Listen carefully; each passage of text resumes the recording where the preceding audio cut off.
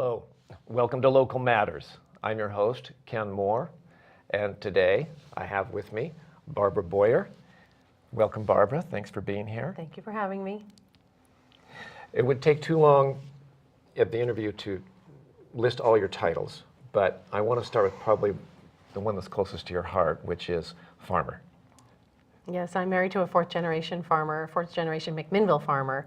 We are organic grass hay. We do 1,000 acres in Yamhill, or actually just outside of McMinnville. All different kinds of hay you plant. Yes, 11 different kinds, 11 different varieties. Gourmet Hay is your email address? Yes.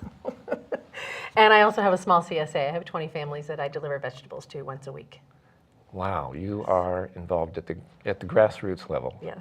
Now, from there, you have gotten involved at the local level, at the state level. Let's talk about that a little bit. Local Yamhill Soil and Water Conservation District. Yes, in 2003, Stan Christensen came knocking on my door when he was ready to retire from his zone, Zone 1, which I reside in. And he asked me to run for his position. He had been on the board for 50 years, and it was time for him to step aside.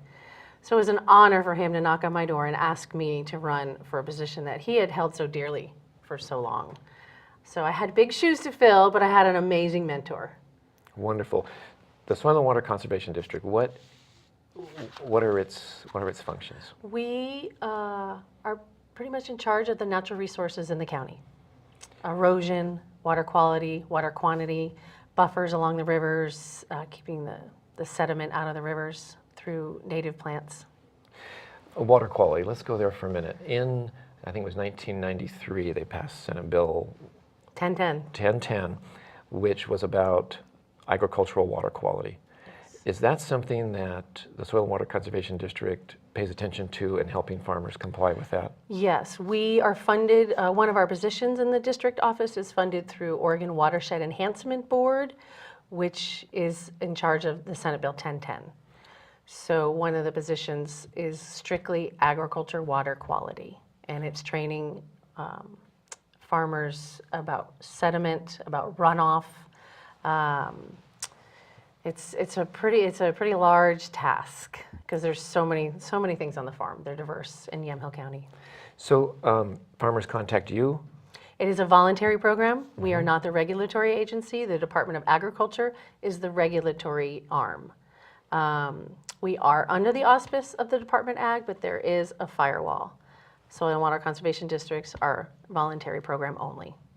Okay, but you have knowledgeable people that can go to the farm, walk around, see the erosion problem, suggest ways that Yeah, that can be and handled. confinement, animal confinement, CAFO programs, figuring out about manure, storage, runoff into the rivers, into the perennial streams. Now, I have a creek on my property, and there's a waterfall, and every year it's been moving back a little bit, and so that dirt is going away. Is that something I could call the Soil and Water Board Absolutely. District and get some help with Absolutely. keeping that? Yes, from the moving? erosion from happening. Yeah. Yes. All right. Whether it's, riprap or culverts diverting around some of the erosion, there's so many options. Okay, and who would I be working with when I did that? Probably Marie Vixta Okay. out of our office. Could be Michael Crabtree, who's our senior conservation tech. All right. I met Marie last night at the movie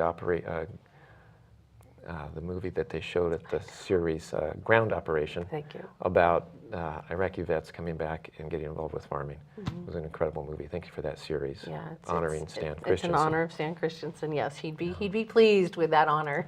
Yeah, it was It's a series we do every January, February, and March. Yeah, it was a great movie, and it was done at Third Street Pizza for free. Of course, you go there and buy dinner and watch the movie, and so It's a good partnership. yeah, Marie was there answering questions after that. It was it's good to be there.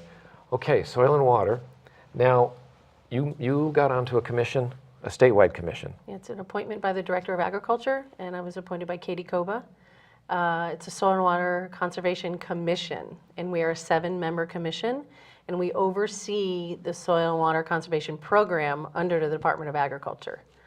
We each have 7 districts that we report to the Director of Agriculture on.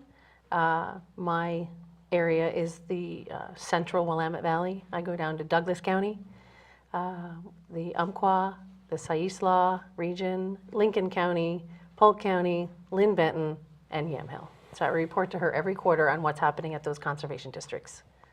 Now, we're only 2/3 of the way through your responsibilities at the local and state level. I don't know how you have time to farm. That's a lot of counties to be paying attention to. So what is the main function of that commission? It's just oversight of the conservation program in the state of Oregon. Like the Soil and Water does here locally, Yamhill Soil and Water, you are part of the overseeing those entities in other counties. In the state. And there's Okay. distribution of funds. We recommend how to do the distribution of some funding we received from the Oregon Watershed Enhancement Board again. Conservation districts received $6.1 million every biennium from them, and we disperse them between 45 conservation districts in the state of Oregon. Okay, that's a lot of responsibility. But we're not done. Okay, let's go to the next level that you serve in. What is that? The Oregon State Board of Agriculture. Okay, and you sit on that board. Yes. And one of their main functions is to deliver a report to the legislature every 2 years. It's a mandate, yes. And that's basically what you do. And this is a copy of that report. Yes. We're very proud of it. And you just gave this to the legislature. 2 weeks ago. Here's some highlights out of the report. You and your board are concerned about market access. Would you talk a little bit about the high points of that? We're having trouble keeping processors in the state of Oregon. Meat, produce, fruit. And I still have not grasped why they're leaving. I think we're not offering enough incentives to keep them here. And 80% of what we produce in this state leaves the state because there's not enough processing happening. Okay, now the processing facilities were there, but many of them are empty. Is that right? Yes, they are. Okay, so something has changed. I mean, it's not enough. I think there's not enough being produced in the state of Oregon. I feel like that's why 80% is leaving, is because our population is small. So it's something we're definitely going to be looking at. You can see it's one of our highlights for us to do some research. Now, I was looking, there's a section here on the Willamette Valley, and well, you wrote this section on water. Let's go to water. That's something that is a concern of yours. The Willamette River is our main source of water for agriculture. Yes. How does that? 80% of the Willamette River is allocated for agriculture, and we are not using all of it. And my feeling is it's an infrastructure issue. We cannot get the water where it needs to go. Infrastructure, water infrastructure. Tell me what that is. Well, just piping, canals. Down in California, they had the open canals. I don't believe that that's the answer, but I do feel like just some culverts, some piping to where it needs to go. Now, is there a competition for water between agriculture and municipalities? Yes, there is. How's that showing up? I am seeing municipalities throughout the state purchase agricultural land for their water rights only. So Not to use it to grow agriculture, but to use it for the water for for the urban. cities. So cities are growing, they need water. So one guy's it's not a good guy, bad guy thing here. No, it's a balance. We need to strike a balance. Now, in your report about your concerns here in the Yamhill Valley, Willamette Valley, excuse me, you have underlined cross-pollinating, keeping honeybees healthy, seeing that neighbors' crops are not impacted by herbicides. These are all things that we've read in the paper. Agritourism activities are compatible with agriculture.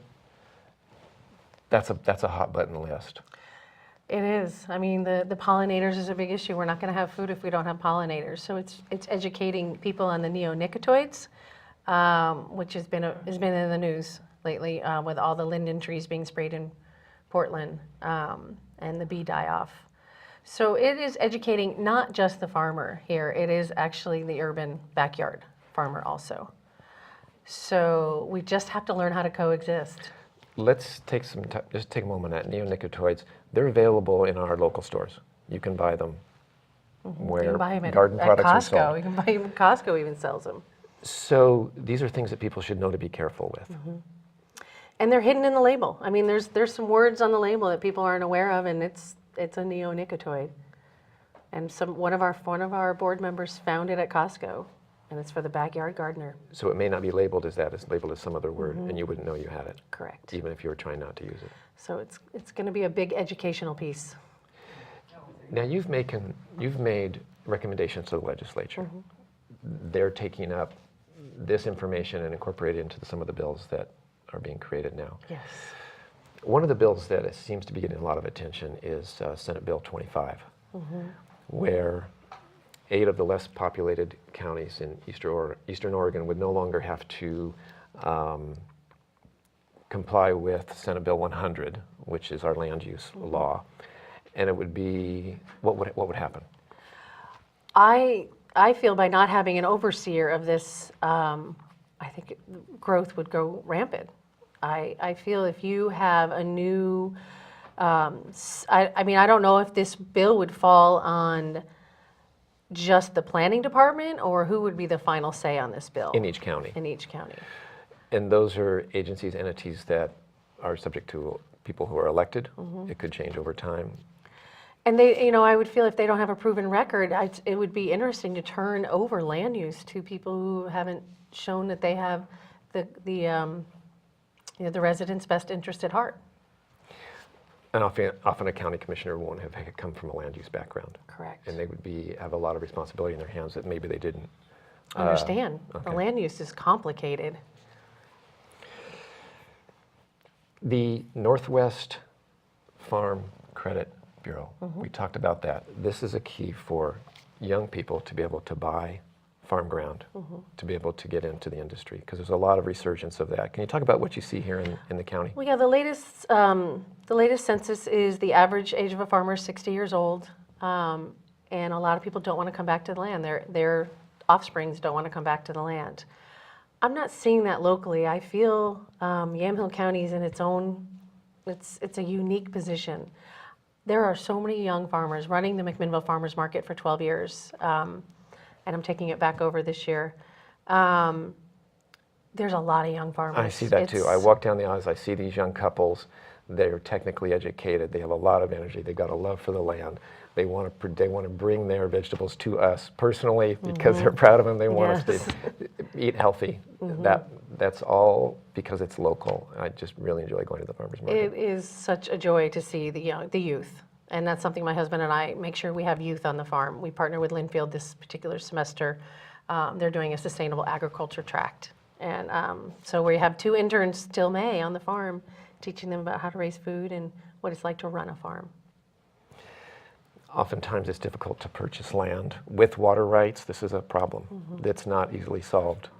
But young people are leasing land and looking for opportunities to buy. And water storage, I think, land doesn't necessarily have to have a water right. I feel like we could become a little more proactive and do some water storage, which I think is something that Northwest Farm Credit could help young and up-and-coming farmers succeed at. Wow, that's good to hear. Well, there's a lot of challenges ahead of us. Thank you for serving Yes. in so many ways. They're all my children. All of them. I don't have any children by choice, so these are all my children. The committees, the people that you're mentoring, the farmers market, and your own farming operation.